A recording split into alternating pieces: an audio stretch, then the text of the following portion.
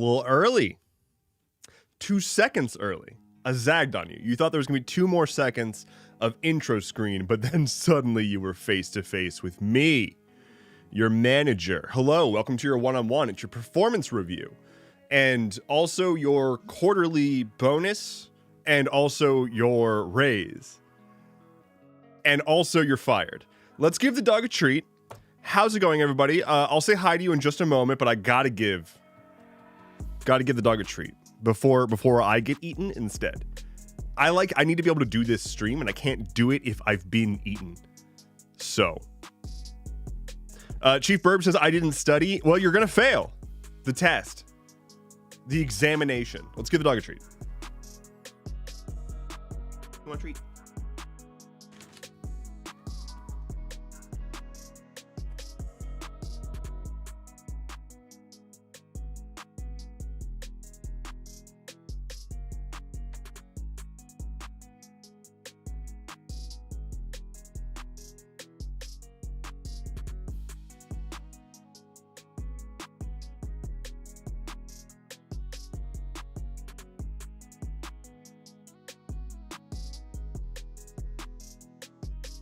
Is Big Chompy.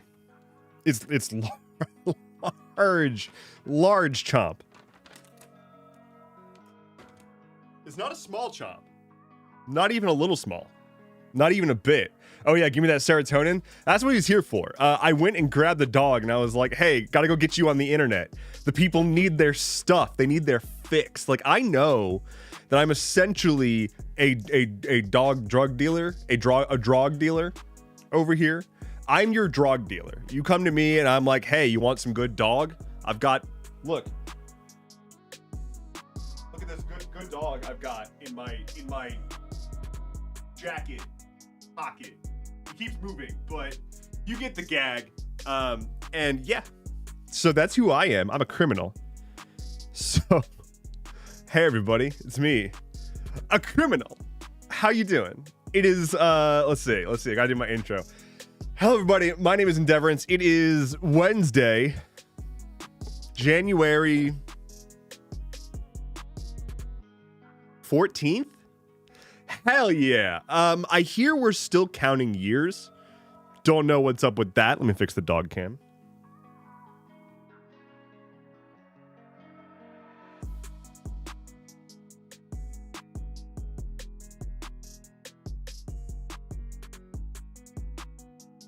There we go. It was not staying put. How's it going, everybody? My God. Boy, howdy. It's a lot. It's a lot right now. I'm not going to pretend that it's not a lot right now. It's times like this where I'm like, well, what am I doing? Why am I doing this? I was built to go live in the woods somewhere, probably forage for mushrooms until I got a bad one and then die at age 27. Like, that's what I was here for. But I gotta do, like, I just this morning got an email from like a financial agency being like, hey buddy, remember that tax season's coming up? And I'm like,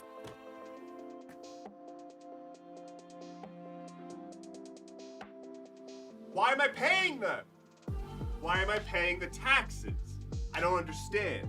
Because I take my dollars, right? Here's $1. This is $1. This is a really old coaster.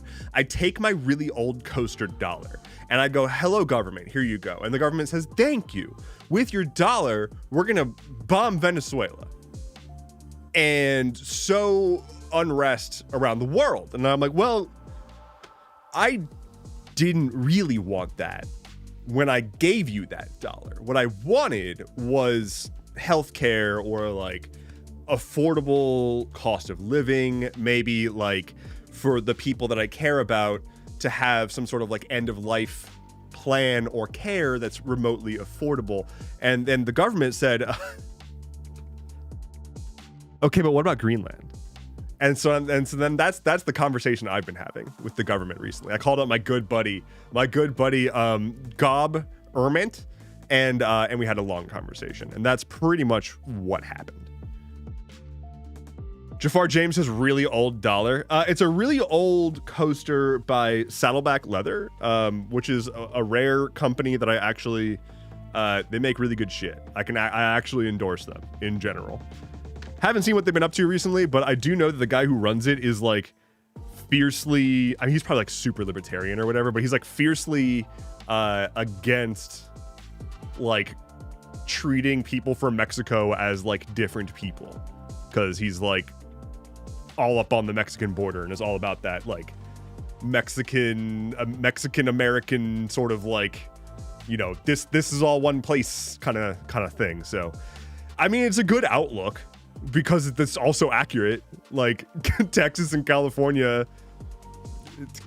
we basically drew a big line in the ground and said this is white people's space now, and there was a bunch of not white people there, and they're like what? Big line, very big line. I don't care who the IRS sends, I'm not paying taxes, says EG 4239. I'm not gonna tell people what to do with your life, your money. You do you. It makes perfect sense for folks to feel like their taxes are not going to good use recently. Actual libertarians shouldn't like borders, so that's good at least. Yeah, I mean, like, I don't know anything about the guy. He reminds me of John McAfee. Like, the guy who runs the company reminds me of John McAfee. And if you know anything of John McAfee before he fucking beefed it, dude was insane. And also, like, the end stage libertarian, right? Like, if you took American libertarian and then gave them a bunch of money, but instead of being, take Elon Musk, but instead of being hopelessly trying to seek validation from other people, he was actually like confident in himself and wasn't an insecure little weenie. And that's John McAfee. John McAfee was a piece of shit. John McAfee, I'm fairly certain, killed multiple people. John McAfee was unhinged, but he was exactly what you would expect from like a wild, unhinged, libertarian white dude with a bunch of money, in that like he went off and like did a bunch of bad shit, but the bad shit that he didn't fuck up an entire nation. Like, he didn't go around starting race riots. Like, that's not what he was doing. He just went and did a ton of coke and like built a compound in places that he should not have been, and like had armed security forces and just fucked hookers all day. Like, that's what he was doing. Not a good dude, did a lot of bad shit, but my God, if we had more billionaires like him that were just like, I'm gonna take my wealth and go do like whack ass shit, but it's like mostly self-contained whack ass shit, things would be a lot different. He's RFK Jr., but without being made the Secretary of Health. It's like, if we could have billionaires that are more of an exhibit, like a zoo exhibit. I'm gonna move the dog cam.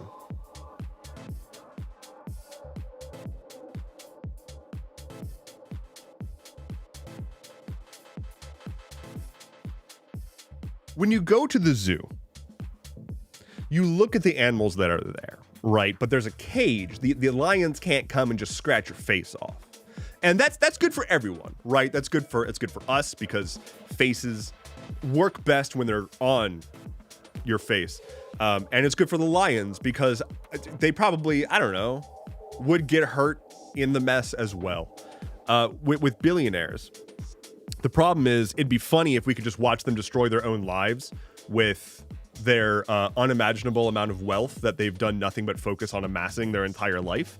And so, like, inherently, they are fucked up people that, like, are going to be self-destructive. Like, by definition, if you're a billionaire, you are a fucked up person. You don't accidentally become a billionaire by, like, having a good idea and selling it. You can become a millionaire doing that. You can even become, like, a multi-millionaire, maybe like a tens or hundreds of millionaire. You don't become a billionaire by, like, having an idea and working hard. You become a billionaire by being horrible.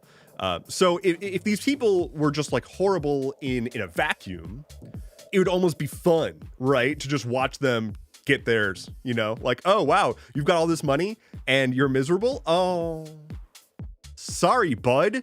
We're all miserable. We just don't have money and are miserable. But instead, we have Twitter.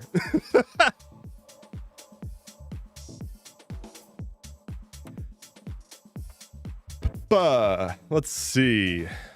Didn't John McAfee do a bunch of awful shit in Central America, like where governments were coming after him? Yeah, definitely. Oh, yeah. Yeah. Bad dude. Hurt people still.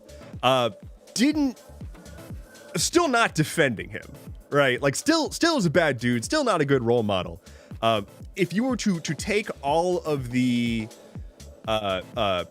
piece of shit billionaires and stack rank them, I would prefer more towards the McAfee side. I would prefer more towards the McAfee side insofar as he's dead and underground. That's a good billionaire like that. Didn't he fuck a whale? Wait, who's fucking a whale? RFK? RFK ate a whale. I don't know if he fucked a whale. I wouldn't be shocked. That's impressive. I don't know that I would be able to find the entry point on a whale. Is it where I would expect it to be? I'm not a marine biologist. Hi, names. How's it going? There was a tweet from John McAfee that said he wanted to fuck a whale. John McAfee said a lot of things. And very few of them were coherent or reasonable. So I would, you could tell me that he said basically anything, and I would be like, yeah, that sounds right. That sounds on par. That's on brand for Johnny Mac, as his friends knew him. Anyway, I'm still not advocating for John McAfee. I'm just saying, dude went on a fucking bender, did some really terrible shit, and then got himself fucking killed.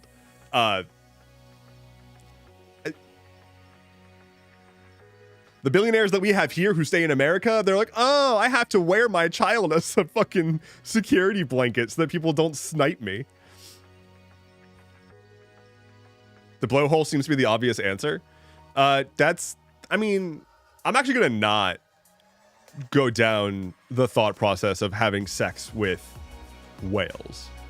Blowholes. I think I'm going to not go down that route, because I would, and I'm not going to. ArcOS says, I'm not a marine biologist, but I know that a whale's vagina is on their... See, do you see what I'm doing? I literally just said I was going to stop talking about sex with whales, and now I'm reading a post about whale vaginas.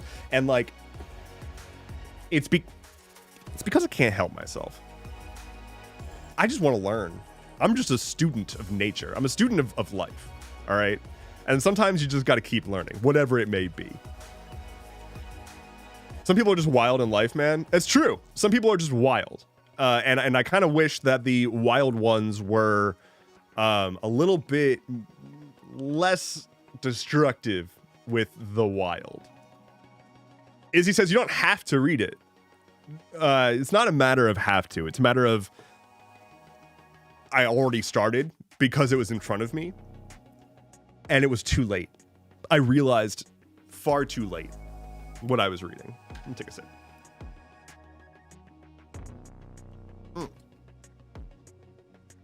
We have stuff that I forgot to say over on Twitch. Thank you to Just Some Gil, that first guy, and Pair of Salamanca. Thank you all for the follows over on Twitch. Appreciate it. And for everybody watching on YouTube, I wish I could see when people followed, but it doesn't tell me as readily. But hello.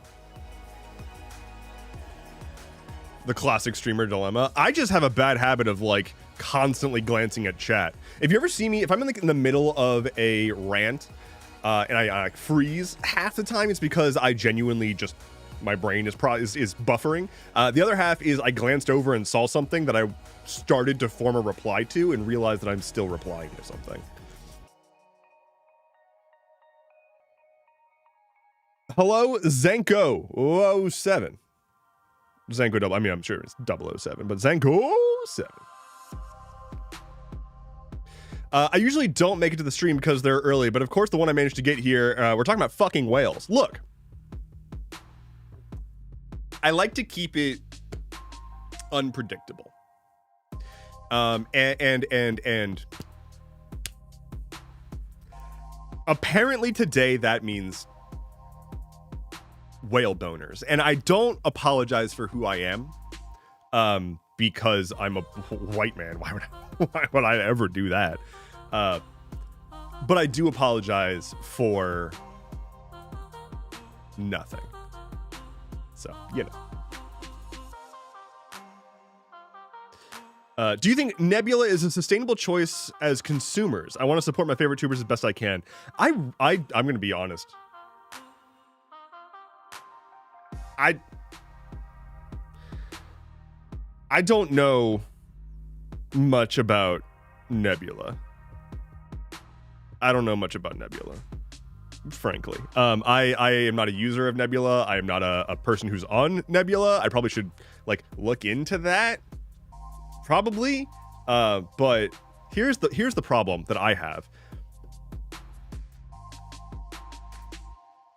I don't wanna, like, I don't wanna. I'm so overwhelmed by other shit to do, and like I should probably seek out management or something. But also, every time that I try to start working with like third parties or just like external people in my workflow, I get way overwhelmed and start to shut down. So I don't know. I'll figure it out eventually. But long story short, I actually don't know much about Nebula, and seems like a kind of good idea,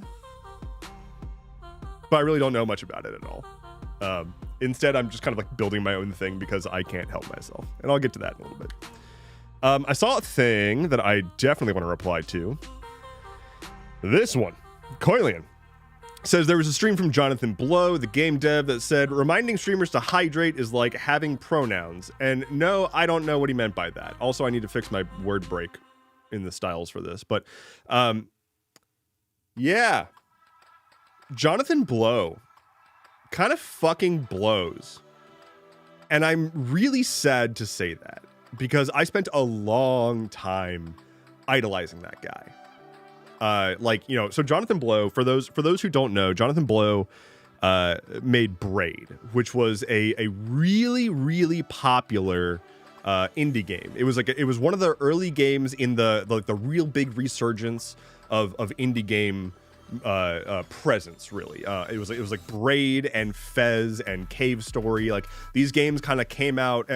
Bastion was another one. These games kind of like really kickstarted a new phase of indie games in at least the West, aside from Cave Story. Jonathan Blow released Braid, and infamously, everybody thought the game was incredible.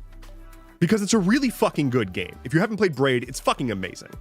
The end of the game, spoiler alert for a game that's been out for fucking ever, the end of the game is like a very direct corollary for the Manhattan Project. And like for having sought out a thing that you shouldn't have been seeking out, and you weren't looking at it from the right perspective, and then you get a new perspective on what you've been doing, and you realize we done fucked up. Everything is bad, and then there's also some like beyond just thematically, there are some direct like references to like a nuclear explosion happening at the end of the game. Long story short, it seems to be a game about like regretfully having completed a project at the very least, and more specifically, it seemed tied to the Manhattan Project, and he spent so long running around the internet after his game came out. Like, his game came out to critical acclaim, and he was just going around from review to review to review, just shitting all over people and yelling at people because he's like, that's not the theme of the game. You got it wrong. And he's like, no, you're not getting it right. You're doing it wrong. You didn't understand. Like, this is wrong. Blah. And it's like, dude, like everyone is coming to the same conclusion. And it's very clear that like maybe you had a vision that was different, but to run around and tell everybody that they're dumb because you didn't convey your message in a way that they internalized it the way you wanted them to, that's nothing.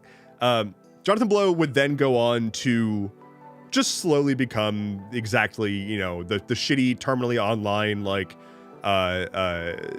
all of the bad takes kind of guy. And so that's where you get this, right? That's where you get Jonathan Blow being like, I'm so smart and everybody else is so dumb, and like instead of seeing the joy in things, I need to be hyper analytical because it's the only way I can engage with the world, and no one has ever required me to change my ways remotely, so I'm just gonna have bad takes.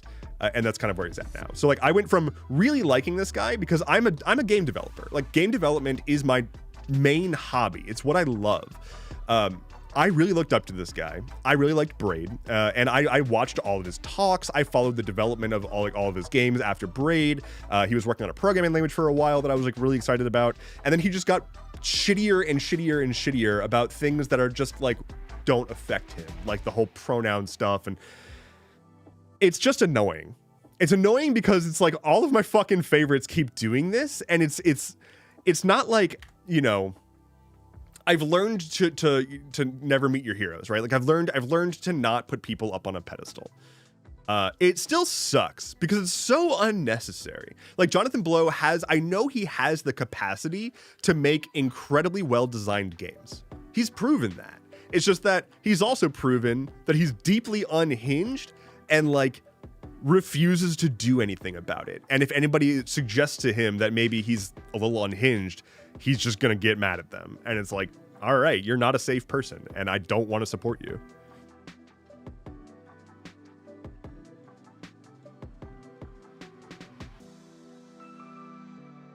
Is it like a bummer ending like RDR1? No, so spoiler for Braid, which has like been out since like 2009, something like that. Braid is a 2D platformer that's all based around like time manipulation. It's really, really cool, really great puzzle platformer insofar as like taking time travel mechanics and like thinking of all the different ways that you can go about doing time travel mechanics in a 2D game to do puzzle solving. It kind of is thematically like Mario almost, but it's all like expressive paintings instead of like pixel art. And the entire time you're playing as this dude who's trying to save the princess, and that's kind of it, right? Like you're just trying to save the princess. You are a guy, you are saving the princess. She's in another castle every time you get to the end, and when you finally get to the last level, this is the big spoiler, and this is the part that made everybody be like, wow, this game is great. You get to the final level, there's the princess, and she's yelling for help. And a big burly dude drops down from the sky and grabs her and starts running away, and you chase after them and you're approaching, and when you finally get to the end, you then hit the button that you've had this whole time that reverses time, which is like a core mechanic of the game, and you reverse time and you see it from a new perspective. And that perspective is the princess wasn't screaming for help to be saved from the guy that you were chasing. She was screaming for help for that guy because you were chasing her. When you look at it in reverse, she's running away from you, and that guy who you thought was abducting her was trying to save you, but you've been looking at it from the reverse perspective this whole time. And so it's like, oh shit! And then the Manhattan Project part is because there's a trick you can do where you can actually like change that final sequence and make contact with the princess instead of her just being swept away by the guy. And if you make contact with her, she like charges up and detonates and the screen goes white, and that's the end. And so it's like, okay, that seems like a corollary for the nuclear bomb. Like that seems pretty fucking direct. And he's like, no, you didn't get it. Okay. Anyway, yeah, Indie Game the movie is a movie that Valve put out. I saw it mentioned a couple times in chat. It's a movie that Valve put out. It's on Steam. Like you can get it on Steam, and it follows Jonathan Blow and the guys that made Super Meat Boy and the guy that made Fez, Phil Fish. The guys that made Super, they went on to make Binding of Isaac. Dude's doing some good shit. It's fine. It's fine. The other ones in that movie, oh my god. Oh my god. Phil Fish went on a like as much as Jonathan Blow, as I just explained, crashed the fuck out. Phil Fish, the guy that made Fez, went on a historic crash out and has disappeared from the internet over it. So like a different degree of crashing the fuck out. But like you can go see him in that movie and it's like, oh my god, dude.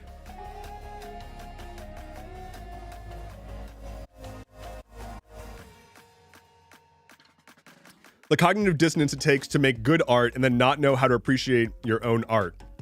Breathtaking. The cognitive dissonance of like knowing how to make art and then requiring people to interpret that art in the way that you wanted them to. And especially seeing other people interpret your art in a way that like doesn't align with what you were going for. That's usually exciting, right? Like oh, my art evoked an emotion from you that's beyond what I even expected. Like that's supposed to be exciting. That's kind of the point. I get that like it's frustrating if everyone is telling you like the theme of this thing is blah, and you're like, no, I'm the writer. That's not accurate. I get that frustration for sure. It would be a lot different if he had been like, released a thing being like, what I was actually going for was this, but I find it pretty interesting that people found this other thing. But that's not what he did.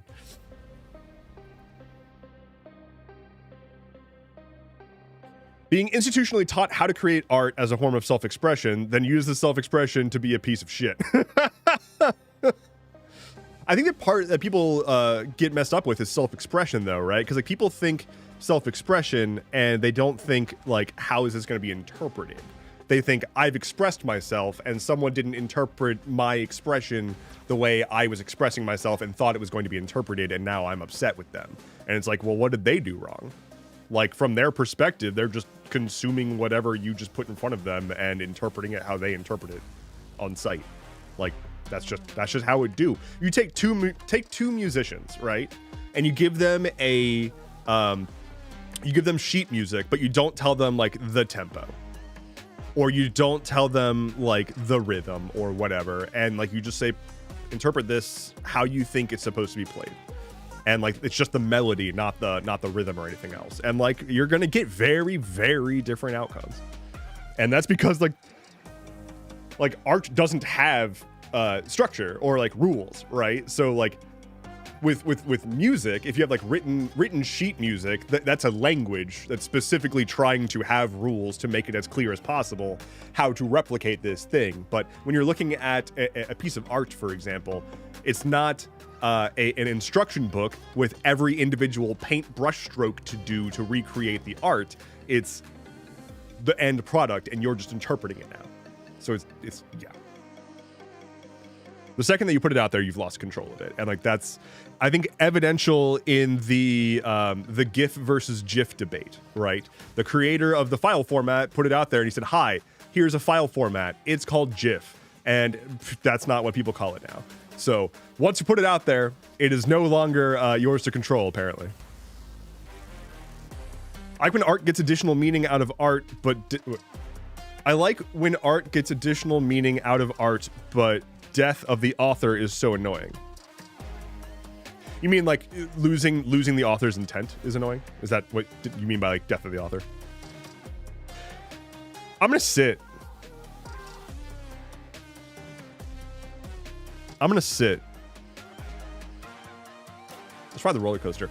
Please keep your hands, feet, ears, eyes, and gold bars inside the vehicle at all times as we ride the roller coaster.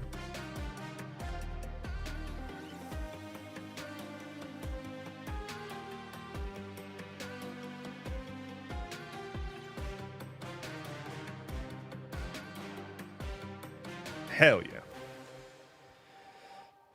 Satsuna says, I get excited when people review my book, even if they don't like it. But when someone compared it to the Turf Wizard books called Adult Hogwarts, it was literal confusion. I'm going to change the... Hold on. I want to fix this. This is making me mad.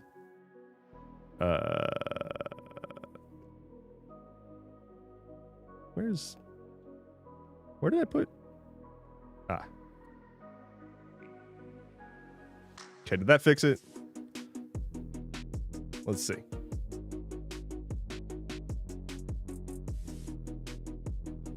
Now I missed. Now I lost the comment. Where'd it go? There we go. I fixed it. Cool. I get so excited when people review my book, even when they don't like it. But somebody compared it to adult Harry Potter. I don't understand why people are so sticky with Harry Potter. Aside from like the fact that they grew up with it. I started watching last night just because like I couldn't get my mind to go to sleep.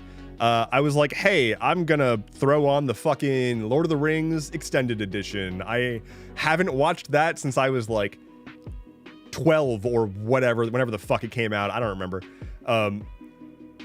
So I put that on, and first of all, holy shit, wee babies, fucking wee baby actors. Second of all, it's so much better than Harry Potter. Like what? Like it's like there's so much better fantasy content out there, even like young adult fantasy content. Like go read Earthsea or something. Like go literally anything else. Like literally anything else. I get it. The boy had a scar and then there was a bad guy and a bunch of characters with like really fucking racist names and it was easy. But like just anything else. Literally anything else. Go support new authors. Like you're supporting a transphobe and what fucking Warner Bros. That's who owns it, or Universal. Like it's not. Anyway, to be fair, Tolkien is really hard to read. That's why people probably don't latch on. I mean, like I don't know about that. Like.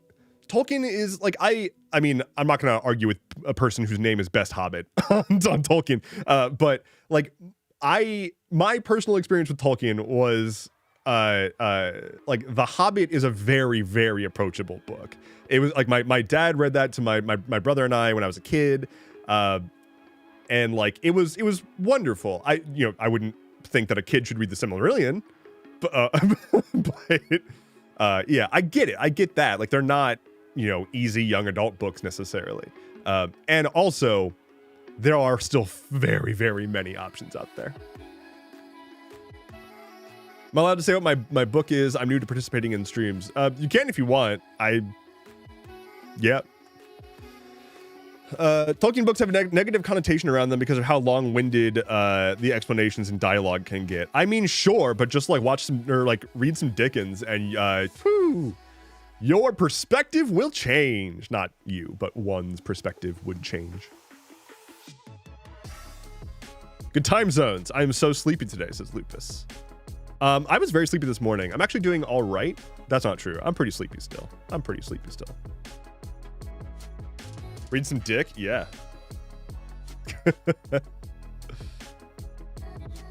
You seem sad at the end of your last video. I got fired for standing up for my vocational code of ethics. My hubby got fired for standing up for me. We are out there. Believe we got this. I am, I think, understandably not happy with how things are going right now. That was a really hot take of mine that I just said. That was a scalding hot take. Don't clip that. I'm gonna get canceled for that.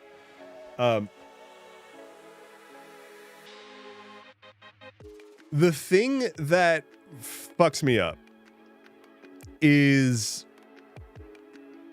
how stark the difference is between people who care, which is, I think, the vast majority, and the people who still think that a viable long-term strategy is to vehemently align themselves with the authority that is understood to be wildly unpopular.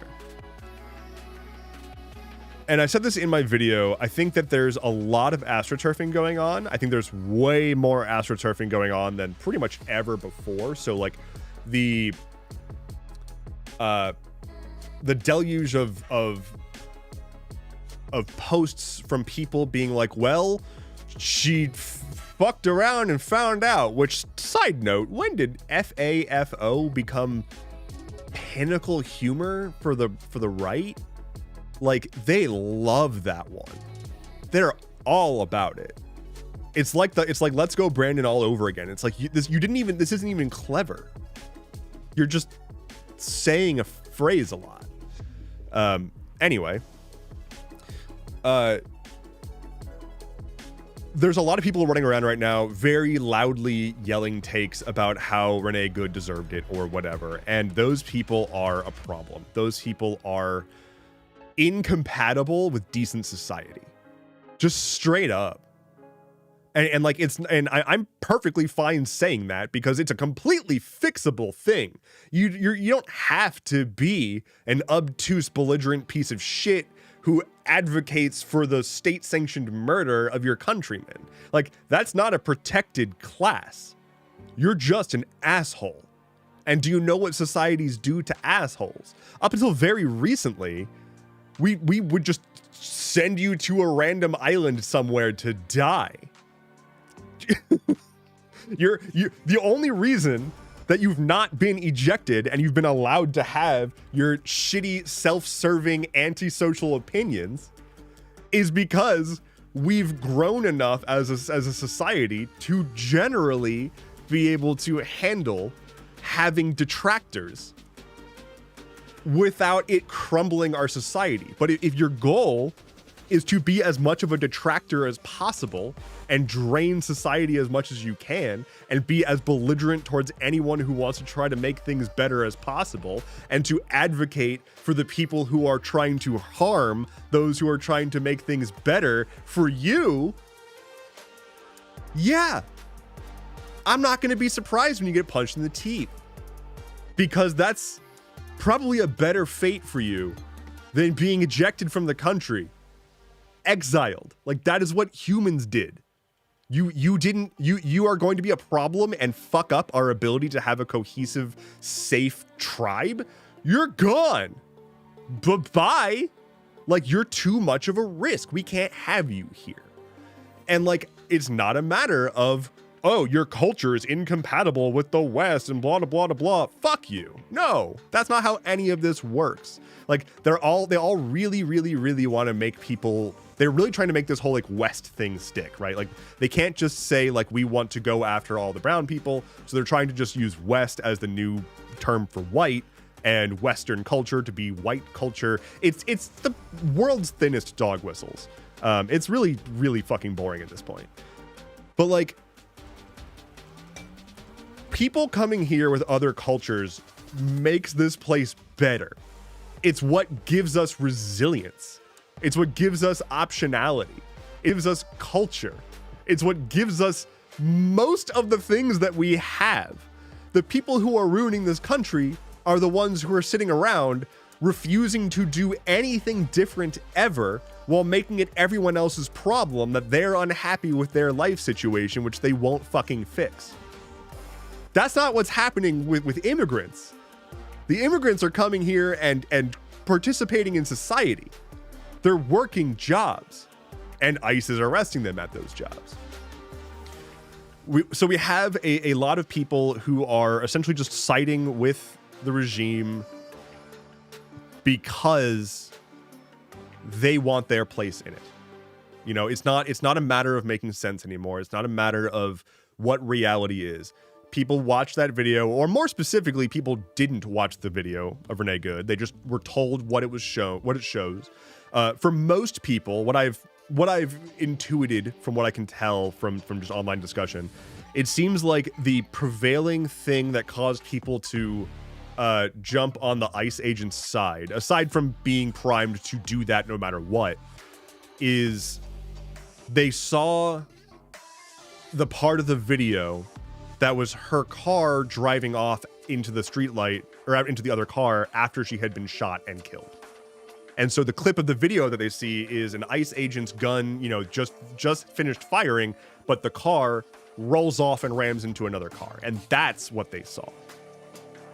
And so what they've been primed to believe is she was trying to drive away. Look how fast the car was going. She crashed the car because of the chaos. He was in danger. Imagine if that had been him instead of a parked car. That's what's going through their heads. But more actually accurately, like, that's not really going through their heads. What's going through their heads is, I cannot break from my stance. This is my worldview.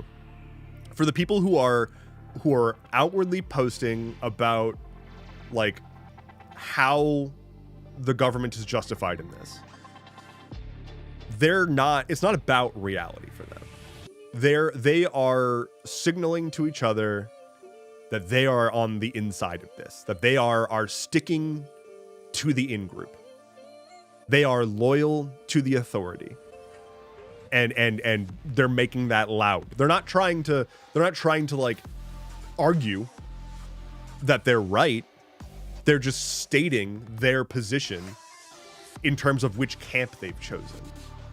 Because for a lot of these people, it's just a matter of proximity to power. It's why it didn't matter that Renee Good's white. It's because she wasn't a good white, right? She was protecting the immigrants. She's a bad white.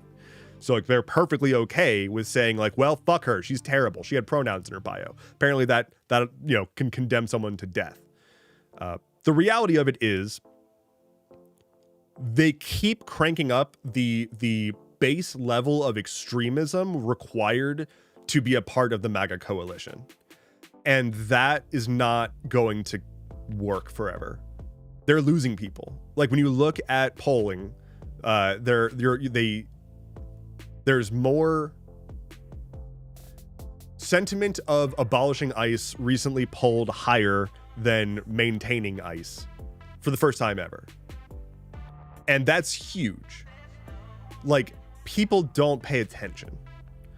But this government is doing everything they can to force people to pay attention. They're not letting you ignore the fact that the federal government is here. And people, I think, spent a while forgetting how invasive the federal government can really be. These people have spent years, decades, fantasizing about being victims of federal agents coming after them, right? Like, all these like white rural, you know, gun owners who are like refusing to even acknowledge that, like, something should maybe change a little bit.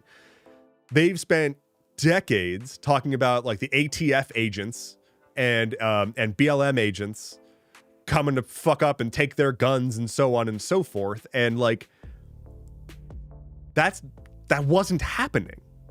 It's straight up, it wasn't happening. It wasn't. That was made up.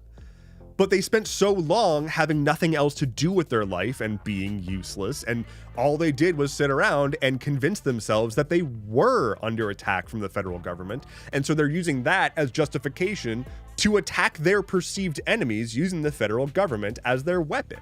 And that's why they're so excited about this. Like, they're finally getting the payoff after decades of what they thought was persecution of them. And they're still doing that, right? And, like, all of this fucking started on, like, it's all Gamergate, for one. Like, Gamergate was the catalyst that let all of this sort of, like, become one united front. But it's just, the other part of it is they're fucking mad at 14-year-olds on Tumblr from 2010. Like, they're mad about social justice warriors still. They're mad about a little girl posting about pronouns in her bio. And like, that's it. Like, they're still mad about the crying lib, and they're still referencing the fucking, like, oh, my gender is something that you've never heard of before, something Tumblr. Like, they're so busted and stuck in like a decade ago, around the era that Obama was in office. Shocker. That's all that they've been doing since then, is stewing on being mad about people being different from them. And now we're here. Before I talk more about all of this, though, I really want to... what is Gamergate? I feel like I missed that.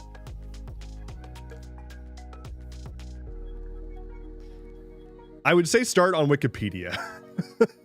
The very, very, very short version of Gamergate is a coordinated online campaign essentially just against women on the internet. It's called Gamergate because it ostensibly began over it, ostensibly in gigantic air quotes, incels. It was the precursor for incels. Gamergate is the precursor for incels. It was ostensibly a movement to demand transparency in video game reporting because of allegations of reporters sleeping with developers. But it wasn't that. It was not that. It was about running women off the internet, basically. And they're still mad that women exist. Gamergate ultimately gave us Asmongold. It's wackadoo. And I'm going to get to the topic I was going to get to. It's wackadoo how far Asmongold has gone. Like, the dude went from being a like gross weird loser that streamed a bunch of WoW and was watched by a bunch of gross weird losers, but was like generally just a WoW streamer that had shitty opinions sometimes, to his whole shtick now is trying to formulate the shittiest possible opinions in real time, but he doesn't know enough about the world to form coherently shitty opinions. So he's just forming like boring, edgy opinions that aren't even like, it's not even like thought leadery, right?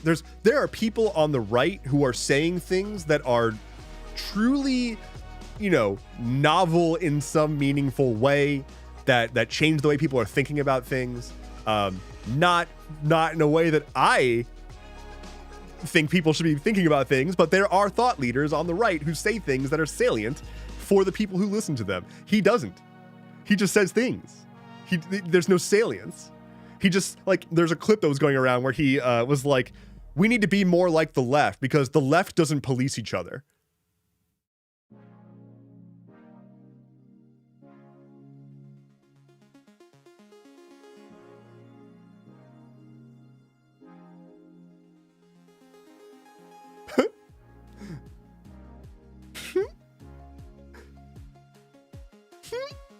Like, I'm still reeling?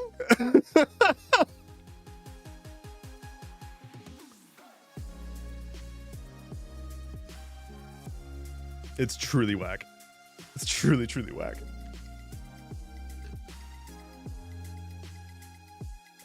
Yeah, he like unironically asserted that the left doesn't like tone police or purity test each other. Like, I believe the term he used was purity test.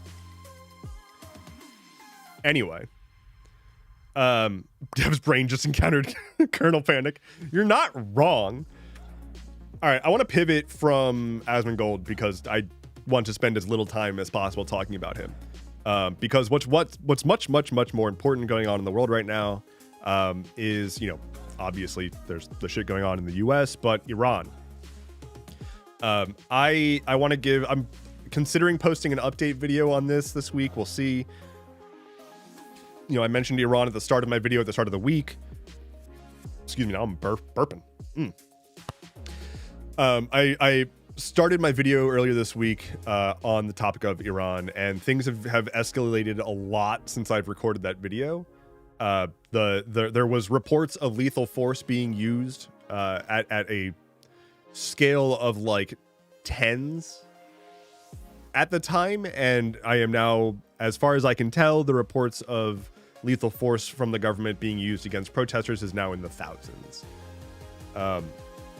So essentially, here's the very high level overview, and I just want to acknowledge this, and there's not really much I can say because I'm not an expert. I don't have anything to offer really, but just for people to be aware of the situation, Iran is currently facing massive protests that are turning to the scale of potential regime change. I would not say, from what I can tell, that regime change is likely, but it's possible. It's on the table, which is something. Essentially, Iran's not been in a great way economically because of sanctions from the UN and the US, from the war with Israel, ongoing, but also recently when Israel made those strikes against Iran out of fucking nowhere. They've been really, really falling apart. And it is definitely another one of those pies that the U.S. has their fingers in, Mossad has their fingers in, Israel would love for Iran to fall, and there's a reason that Israel and the U.S. are currently cheering this on. The governments of Israel and the U.S. are like, yeah, the people of Iran, we love you, blah, blah, blah. It's not about loving the people of Iran. It's about looking forward to hopefully being able to install a leader that will play ball. I want the people of Iran to have success here, obviously, right?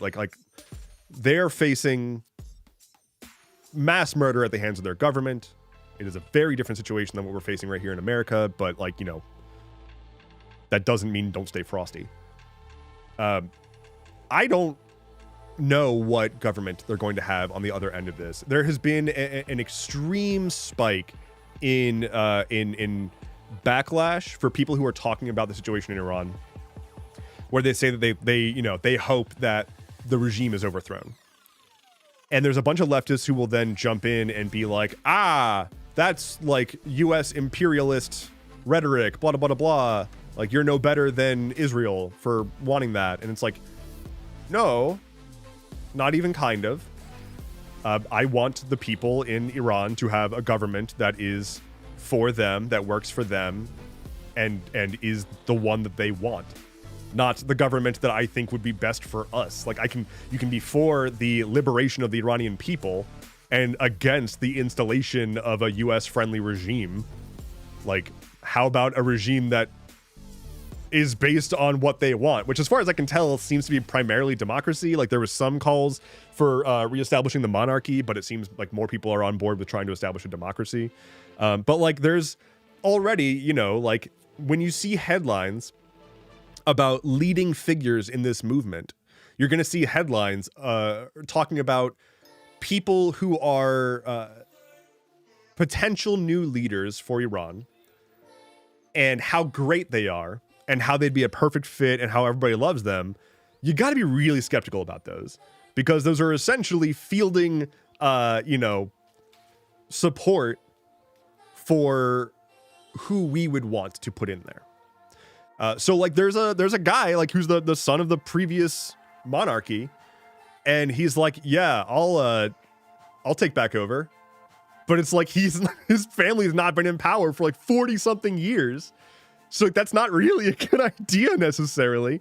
But he could play ball with the US, maybe, if they might put him in power. I mean, I don't actually know where he stands on all of that, but so I don't want to put words in anyone's mouth. Like I said, I am not an expert on the subject matter, but what is happening currently is a genuine protest that is likely being agitated or pushed further by external interests who want instability in the region, but definitely seems to have started from a real internal breakdown in economic outlook among merchants, the merchant class, and has now turned into essentially anti-government protesting. So hopefully we see some good change. Yeah.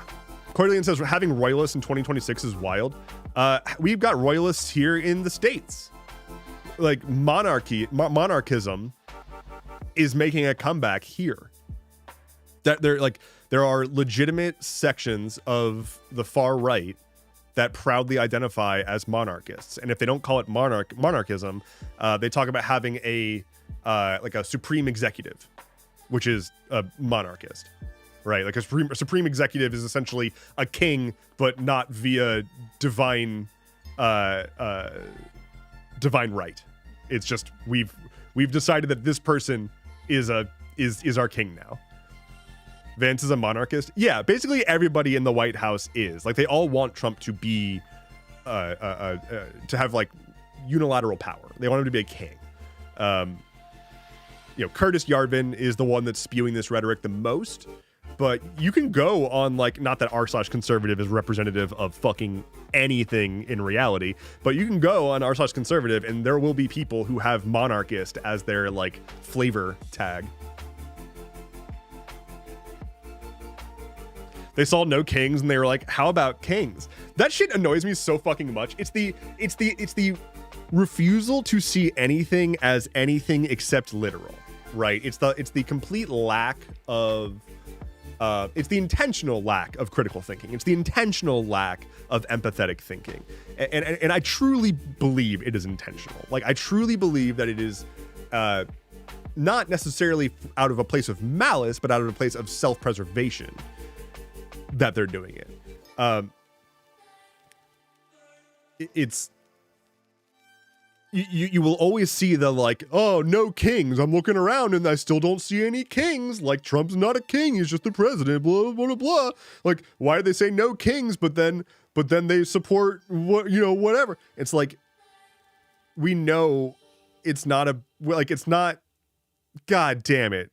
It's not that people think that monarchism is about to happen. Like, that's not that. The fucking the no kings protests were called no tyrants protests in England because they have a king and they don't want to say that. Like, it's not about no kings. That's not it. You're just dumb, or rather disingenuous, not participating in good faith.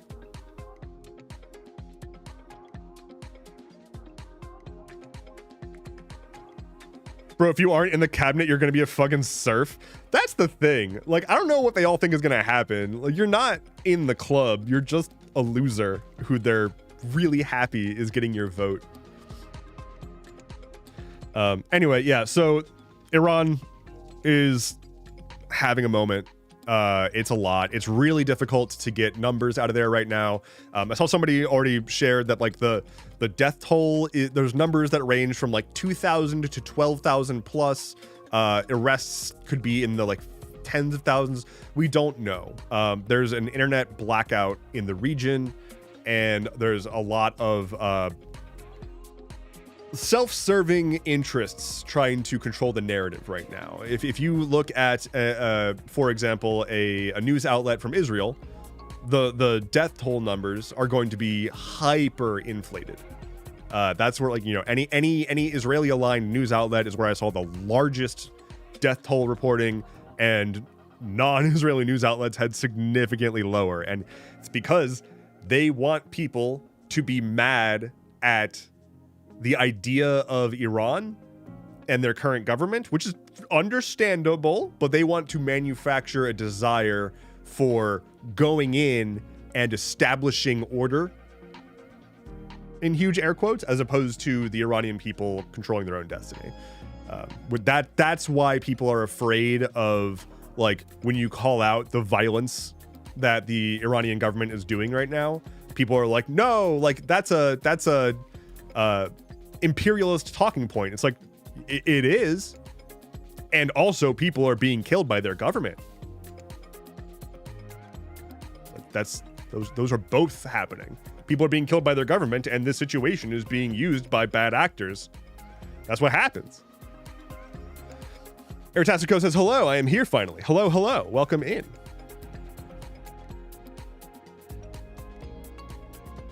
Community in the center, them on the outside, and they have no practical skills. I must have missed the first half of that statement. Whalelord says, unfortunately, there's going to be so much content. I hate that. I don't want. I ended last year on stream talking about how I was looking forward to a wider variety of types of content, to do more than just like, you know, covering atrocious current events bullshit. I really want to do more like tech stuff. I really want to do more like fun game stuff. I want to revitalize my gaming channel on YouTube. And then the first week of this year was just insanity. And it's like, welp, my bad. Like I both want to do other shit and also don't want to not talk about shit, you know? Like I want Anyway, on that end, I've been waiting on releasing a project that's basically been ready to be at least go to beta, because things are so fucking messed up right now that I'm just like, I feel weird releasing this right now because it seems a little tone deaf. There's a Whale Lord here. Apparently, Whale Lord's the biggest Pokemon, right? By weight, Whale Lord.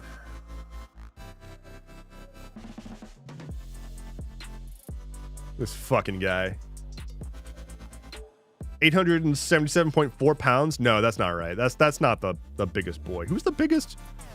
Who is the heaviest pocket monster? The heaviest Pokemon ranked. What? Missing no. That's not satisfying. That's not a satisfying ending. It's not a satisfying ending at all. Okay, I take this one. This one feels fair. You know? Like this is just a normal fucking weird ass Pokemon. This is some giant evolution form and this is a glitch. I'm talking about what monster in my pocket is too heavy. And it seems like this one is too heavy at 999.9 kilograms. Glad that we figured that one out.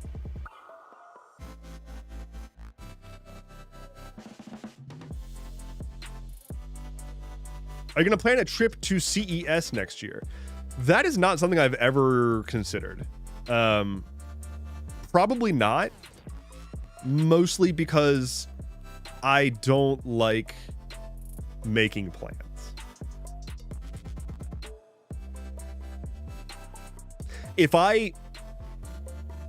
If someone like came to me and was like, hey, we're going to fly you out to CES to like record shit, I'd be like, okay.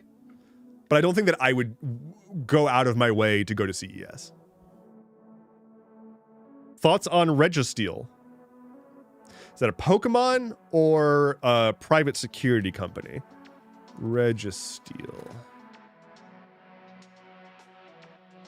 It's a Pokemon. My thoughts on Registeel is that it sounds like a private security company.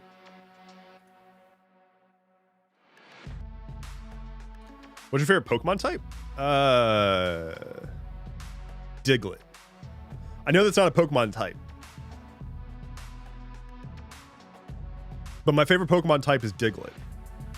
It's just a dude in the ground. And then when he evolves, it's more dudes in the ground. That's a good Pokemon.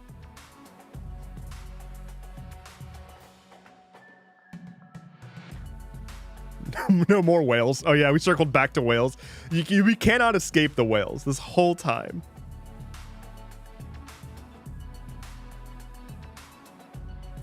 The buggiest says, just to make sure I get this in here before I dip without preamble later, your videos have been helping me process news and social shit better than usual, so hats off to you. Well, thank you. You can keep your hat on. That's fine. I appreciate it. I try really hard to make sure that things are digestible and not over focus on just like, can you believe that they said this stuff? Like, there's an epidemic of people making shocked faces and saying, can you believe this? Oh my God. Or did you see what so-and-so just posted? And that is not helpful with regards to understanding what's going on in the world. I'm not interested in breaking news to you and being some kind of information conduit I'm interested in helping people make sense of what's going on in the world, and like be just trying to find a healthy way to engage with the world, or a healthier way. So I'm glad that that's working.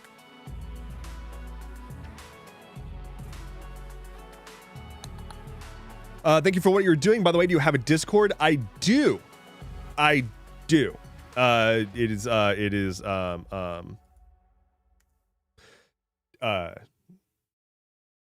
you can do exclamation point Discord should work. Discord. Did that work?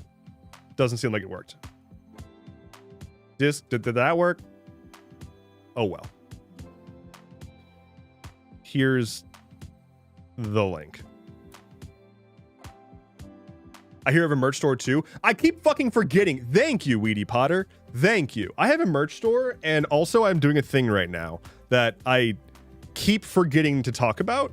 So if you go to merchfrom.dev, I've got a thing on the old merch store, right? That's the We Could Be Helping People sweatshirt. And it is priced much higher than some of the other stuff. It's $50. But that is because all of the proceeds for this shirt go to the Trevor Project. I put this shirt up on a whim because I was mad, and I posted about it. And then I felt stupid because I was like, my reaction to being angry was consumerism. And so I didn't like that. And so I like took down the posts. I'm leaving this up because I am fine with the people. If people want this sweatshirt, I'm fine donating the money to the Trevor Project. But I basically was like, here's this thing, I'll donate the proceeds, and then took it down. So yesterday I ended up donating all the proceeds, but also times 2, which really only came out to like $150. And that's still $150. But I wanted to do more than just give the proceeds, so I gave a little extra. But yeah, if you want stuff, you can head to merchfrom.dev. Let me put that link in chat.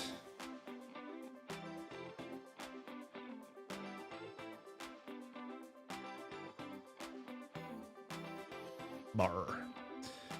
So yeah, I've got a whole bunch of stuff there. I also have a Patreon. That's like one of the best ways to support me. I'm hoping today that I'm going to be recording a thing for Patreon and posting it either today or tomorrow. But yeah, patreon.com/Endeavorance. That's one of the best, if not the best way to support me right now.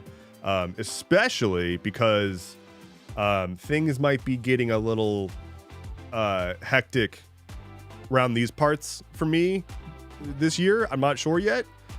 And having that consistent income from Patreon is extremely appreciated if I'm going to have moments where it's like I can't stream this week or something. So thank you for all that. Someone also Aurora Moon says, I just want to give my support and ask if there's a specific way I can share some art I've made to you specifically.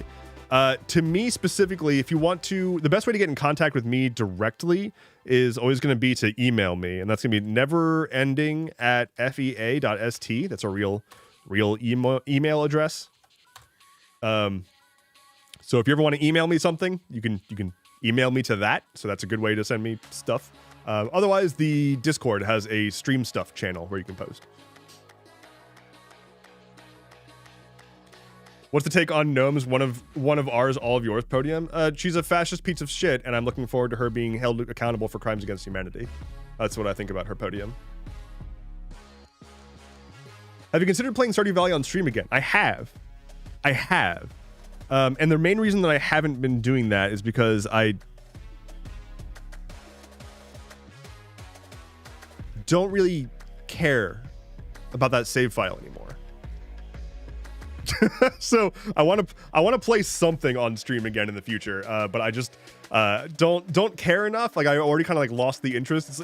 It's one of those things where it's like, you know, I've played this game a lot and I enjoy going back to it every once in a while, but then it's like I'm good.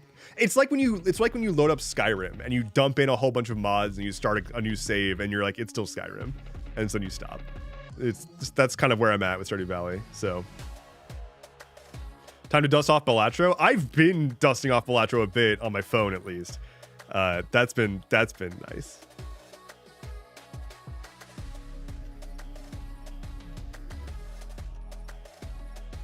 Mega Bonk? I'm gonna give the dog a hug. I just realized I haven't done that in a minute. And this is important. Oh, wait, but first, jangly music.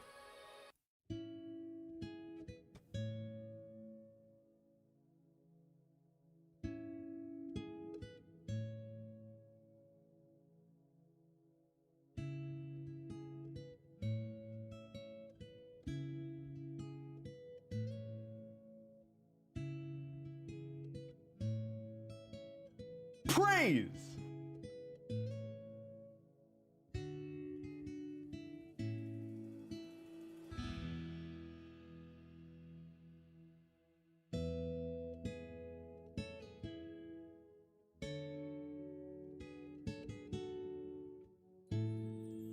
It's good dogs. Beef. It's really, really good dogs. Like, really, really good dogs. Game to play on stream. How about some Palia? I would absolutely play that on stream. I need to get... Here's the thing. My device that I am streaming on currently is a Macintosh. And therefore, ergo, heretofore, in summation, 3 dots, it doesn't have very good gaming support. Now, here's the thing. You can't see it, but I do have a gaming computer. It's just not what I'm using right now. So what I need to do is get my ass in gear to plug the gaming computer into my stream so that I can use it. And I keep not doing that because I keep forgetting. So here's the problem is I would love to play games on stream more. I would have to remember to do that. And I would have to remember to put in the work ahead of time to prepare for that. That's a tall ask. But it will happen eventually, I promise. I haven't booted my gaming PC in years because Windows is spyware as a service. That's the other thing. Like it's a Windows machine, and like I was going to throw Pop OS, I think, onto it, and like I just want it to run games, right? Like at this point, I don't want to use it as my primary computer. I use a MacBook as my primary computer, largely because I do a shitload of programming and content development, and that's the most stable platform that I can find for that. But I do have a gaming PC and would like for it to just run the game. So I don't give a shit what the operating system is already. I just want it to... I'm just gonna like essentially have it run Steam Big Picture mode, or somebody said Steam OS. I might just install Steam OS, and then have that plug in as a video feed into my laptop, so that I can just play a game while using my laptop still, but playing the game from that computer. We'll see if I can get that set up going good, but largely it's just I want to be able to play whatever game, and even on Linux, like there's been a lot of really great progress with gaming on Linux with SteamOS and Valve doing Proton and all that stuff. It's been great. It's still not perfect, right? Like there are still some like platform level issues with certain types of games, and like I don't need to have access to every single game ever.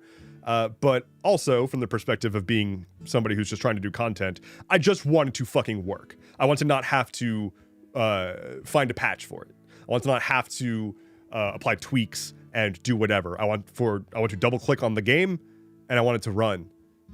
Because as someone who's a software developer who has spent my entire life finicking, I'm tired of finicking.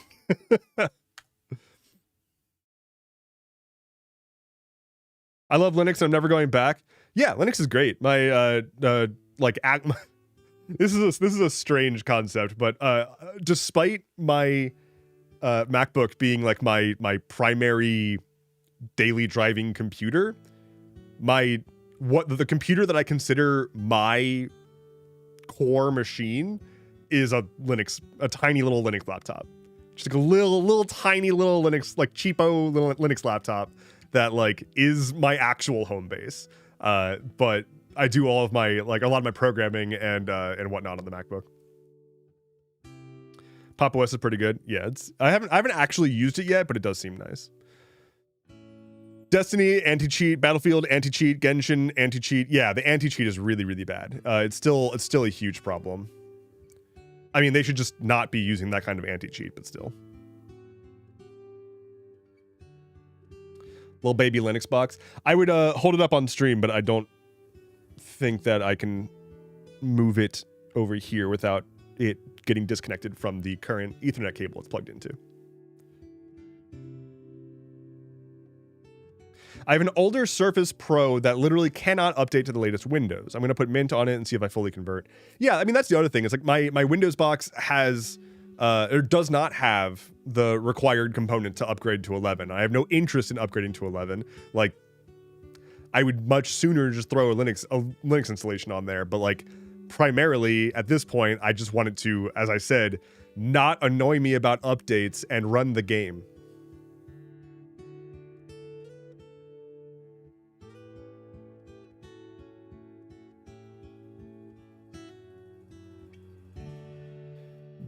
Ooh, and easy anti-cheat literally makes it easier to cheat. Fair. Oh, what's going on over there? What's going on with this boy? Oh, what's going on, buddy? How you doing?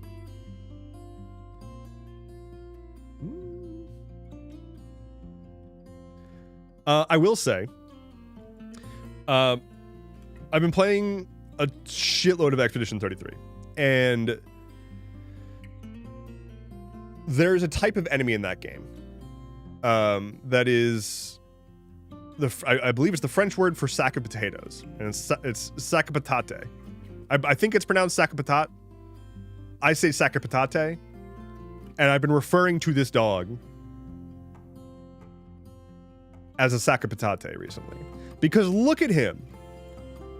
Is he not? It's one of the most accurate descriptions I've ever had for him. This fucking sack of patate over here. Anyway, very, very, very good game. Holy shit. Ah! Talk about Ice Leak. I'm assuming you're talking about the one where a DHS person like leaked a bunch of stuff about people. Ice DHS leak. Let's see. I saw this headline. I haven't actually read it yet. Let's see. Report. I always love it when it starts with report. Whistleblower leaks personal data of 4,500 DHS and ICE agents to doxing website. The founder of ICE List, a website which shares the first and last names of ICE and Border Patrol agents and Department of Homeland Security employees. Blah, blah, blah, blah, blah, blah. They've got 4,500 new things. Okay, so it's a Daily Beast report. Sensitive details of 4,500 ICE and Border Patrol. Oh my god. Okay. That's all there is, apparently.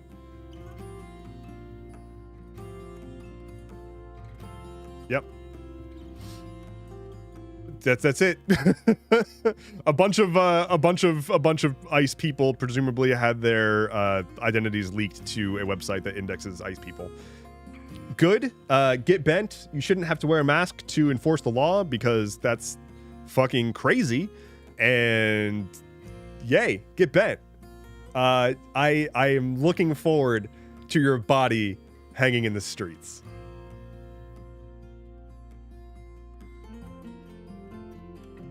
Game is so good. Expedition 33 is crazy good. Expedition 33 is the kind of game that will have you fighting a mime, and then you defeat the mime and it drops a cosmetic outfit called Baguette. And then you continue playing the game, and at the end of it, you question what you thought about your own psychology. It's a good game. I love frolicking. Thanks for your work, Endeavorance. Well, you are welcome. You are very, very much welcome.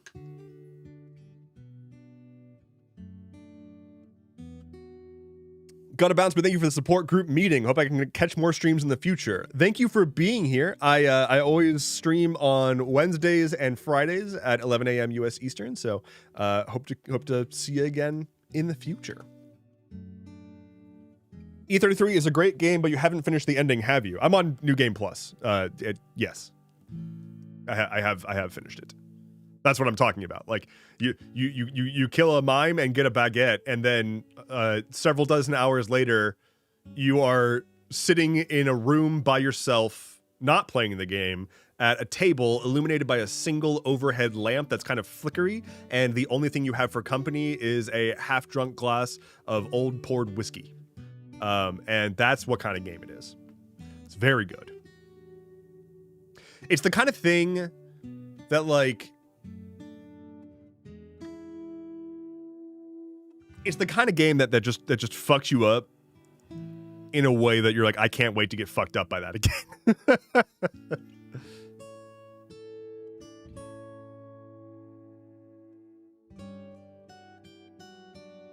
I'd rather go dumpster diving for weird games instead of playing what everybody says is good / is popular. I mean, you could do whatever you want. People saying that a game is good or a game being popular doesn't mean it's bad by any means. Like, the game is really, really fucking good because it's unique and interesting and actually is, like, doing something with itself. Like, the game pulls some stuff that I think most studios would be way too scared to do with plot and, to a degree, gameplay. But, like, it feels so good. It just feels good to play. It's very good. The acting is insanely good, too. The writing is really, really good. The game felt like a metaphor for grief. Says Deepwater. Deepwater, look. I love you, but this is not a... Yes, the game is a big metaphor for grief. You're correct. The game is a big metaphor for grief. That is what it is. It's very intuitive gameplay. Yeah, it just feels so fucking good. Like, the combat, it clicked with me when I realized I was playing Paper Mario. Paper Mario is one of my favorite games, and, like, people liken Expedition 33 a lot to Final Fantasy, and, like, they're not really wrong. Like, I mean, it's a JRPG, but done by a French studio. It felt so good to be playing a game that felt like how I was feeling when I was first playing Paper Mario, and it's like, you know, this game it lets me explore at the pace I want to explore. I can get into the fights I want to get into. I can avoid the fights I want to avoid. And I can be in the middle of a really intense combat, but still put the freaking game down and walk away if I need to. Like, great. But it just feels really good. It's also just beautiful. And yeah, like I said, they did a lot of stuff with characters and stories that I don't think people are used to seeing in modern games right now. I'm trying so hard to not spoil it. Like, it's so hard. It would take genuine, like, it would take over an hour to spoil it, but trying to explain why it's good without explaining what it is incredibly hard. Like, it's really, really good because of all the things that I want you to experience. That said, old games are great too. Overhyped is definitely a word I would say for it, though. I kind of disagree. I don't know. Like, I don't think it was overhyped. I think it was just over talked about. Like, I heard everything I had heard about Expedition 33 was, wow, that game was great. You should really play it.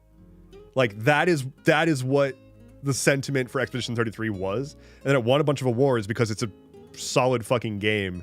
Maybe it got too much spotlight. I think it deserved it, but the overhype, I think, was more people being mad about its success and talking about it a ton, and therefore it got way more conversation and attention than it would have otherwise gotten.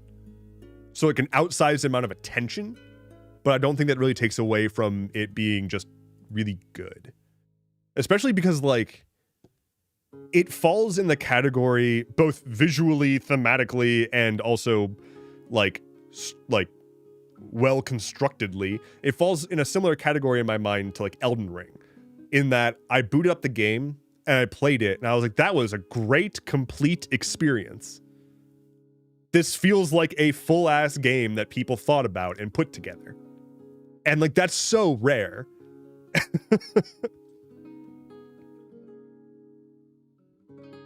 Expedition 33 save JRPGs is a sentence someone said to me. Well, the person who said that sentence is completely wrong.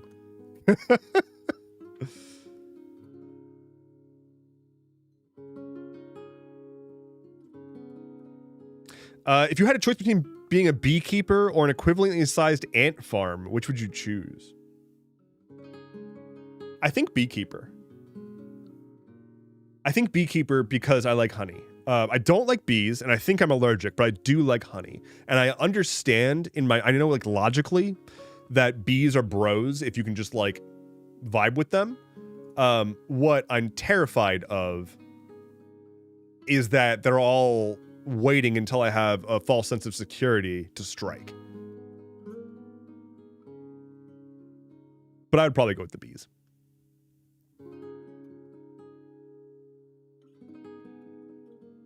People need to watch their envy. People are mad at things that are popular because it's like baby's first personality trait, right? Like being contrarian. And there's the enlightenment comes when you realize that you can not like things and shut up about that. Like you can not like stuff that other people like, and you can be happy for them for liking those things. It's like football, right? Like American football. The classic like sports ball, go team. Like no one likes that guy. These people will just have a passion for a thing, and you don't share that, and that's fine. Let them enjoy their thing. It's not hurting anyone. Like, it's gonna be okay. But unfortunately, everybody has to make everything into a camp. I mean, look no further than the console wars, right? The dumbest fucking imaginable thing. You've got essentially a war, a culture war over various consumer electronics based primarily on which one of these consoles did your parents buy you. Because you're a kid and you can't afford to buy your own game console. So now you've got like, sunk cost fallacy, and you have to argue why the console that you have is the best. And like, that's why we have console wars.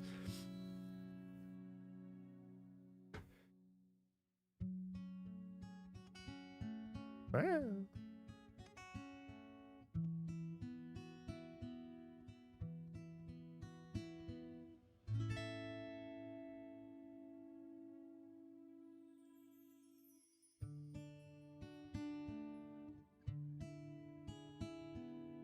Dev, I have become an unk. My sister gave birth to a long baby girl.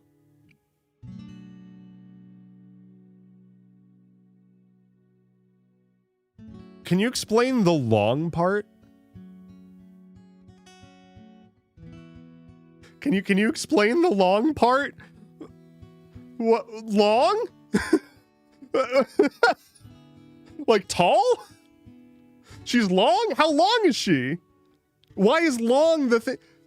I'm gonna find your future niece. That's the word. I was like, what the fuck is child of girl child of sibling niece? I'm gonna find your niece and tell her that you called her long. Noodle child. 18.5 inches long. Is that big for baby? What is big for baby? I don't. All right. What is big for baby? Signs you're having a baby. No. What is large baby? Average baby weight. Okay. What is tall baby? What is tall baby? Average newborn length. Why do they call it length? I don't like that they call it baby length. I don't like this. I want it to be height because that's what it is. Why are we saying baby length? Okay. Be a tall one. She'll be a short. Okay. Average length for babies. We're fixing that. I cannot. You guys, come on. What's the average height for newborns? Thank you. Fixed it. The average height is between 19 and 20 inches. 19 for female, 19.75 for male. What did you say? You said 18.5? That is not long, according to the baby center. And this is the center of all babies. This is the gravitational midpoint of all babies. And they said that 20 inches. My sister is short, so it's unexpected. Well, I didn't have that information originally, okay? Now you're moving the goalposts. Okay? And this is why debate culture is falling apart in this country. The geometric centroid of babies. This is where we get all of them. This is the baby repo. Did you guys know that to have a baby, you have to have sex with somebody? Isn't that crazy? Isn't that wild?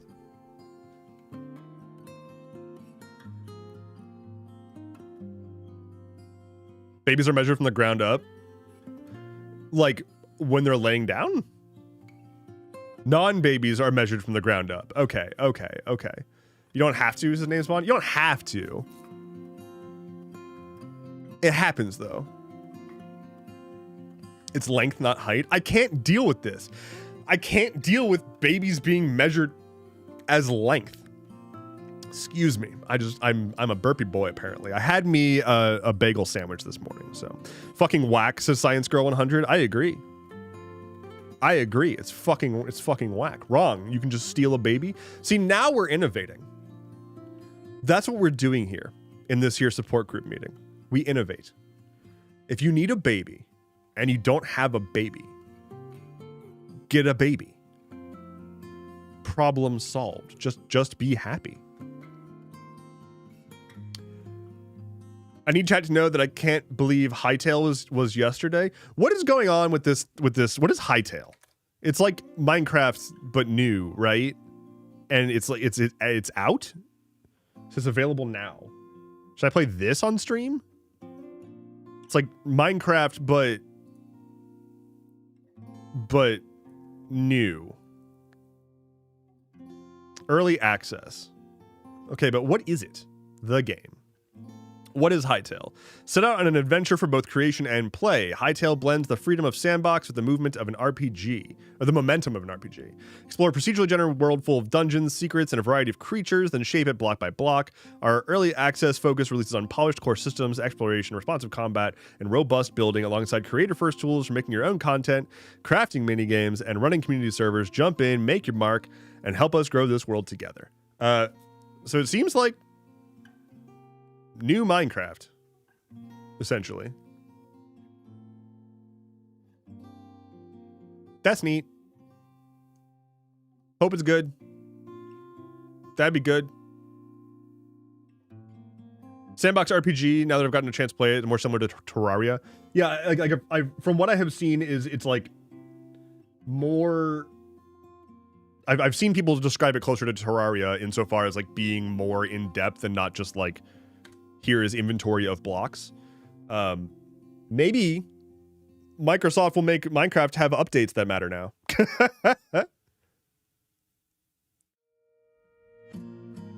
Wasn't Hightail originally a Minecraft server? That I'm not aware of. It's from the same dev team? Wait, as who? As Terraria? Wait. Oh, the Hypixel dev team. Okay. Also, for people who like Minecraft, my Discord server my Discord community has a Minecraft server as well. So you can join that. You do have to have been in the Discord for a few days to join the server. We use that as sort of like a filter policy to make sure people don't just like grief, but that's a thing. I think the last thing I'm probably gonna need to get going here soon because I very, very hungry. But I think the last thing I want to talk about before I go today is sort of like a soft announcement of a thing that's extraordinarily specific. But I've been working on this for a very, very long time, and I'm incredibly proud of it. This is going to be appealing to basically like 6 people who are here right now. So apologies, I guess. But I've been talking about for a while a UI, like a web application system that I've been developing, and I've said basically every stream that this whole stream setup that I have is a custom app that I've written, and I've been in the background working on completely rebuilding it with this system that I have built. So if you, I know that most people here are not web developers, but if you've ever heard of like React in the context of a website, or Svelte or Vue or anything like that, I've essentially built a thing that is like a replacement for React, like a thing that lets me build complex websites and web applications without using someone else's framework. So the thing that I have been, the thing I've been building is this. It's called Palette, and I will I'll go ahead and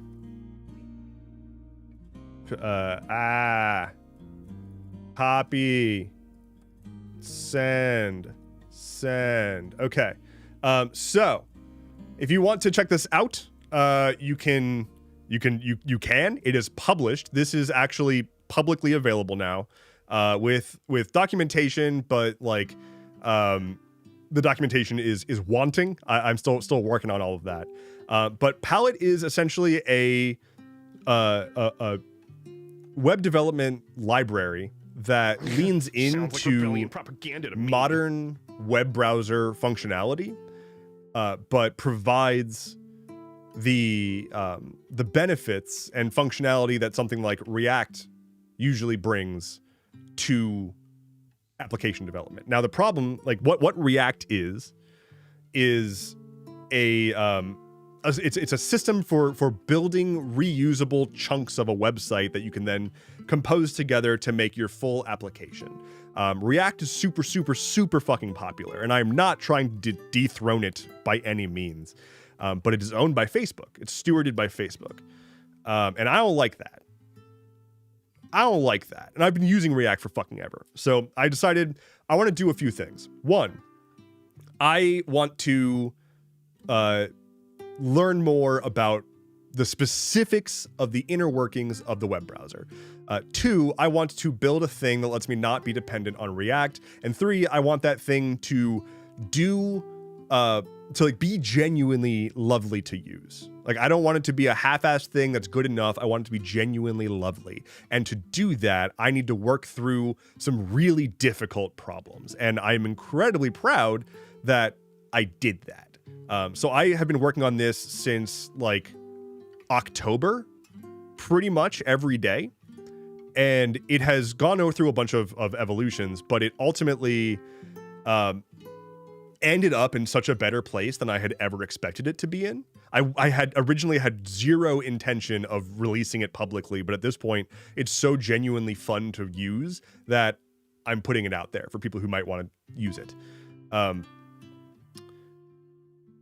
The other thing is that it has like 3 main components to it, and each of those main components had some big mental block for me. I've been a software developer for essentially as long as I can remember, and I like challenging problems, but there are still a handful of things that's just like, I am going to just not deal with that as a problem. Like, I don't feel like figuring out that algorithm. I'm going to find a workaround. I'm going to do something else.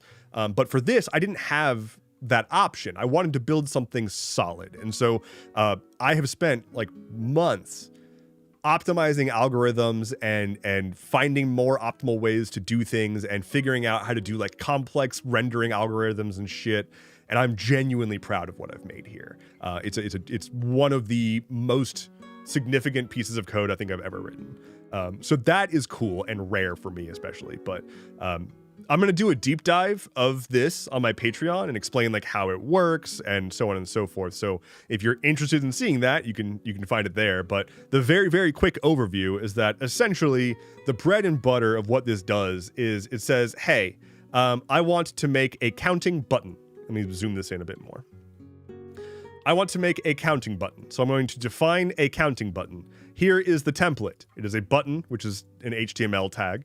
And then it says you've clicked count, and then the plural for time, which is going to be either time or times. We'll get to that in a second. Here's some CSS. This is the styles. We're going to start off with a count of 0, initial state 0. Computed properties. So this is that plural time. This is going to go here. And it says, is the count 1? If so, say time. Otherwise, say times. That just avoids doing the parenthesis S trick. And then here we're saying, listen for buttons when they're clicked, increase the count by 1. And look at this. Wow. Incredible. The technology. We've finally made it. Is this Web 3? Is this AI? Did we crypto? Holy shit. When I click the button, the number go up. And so that's what I've been building, is when I click button, number go up. That's not what I've been building. But yeah, so there's like a whole documentation website. And it's fairly comprehensive overviews currently, but yeah. Like I said, I'm going to do like a full overview of the project and everything probably later today, but depends on if I finish out some of the bugs I was working through.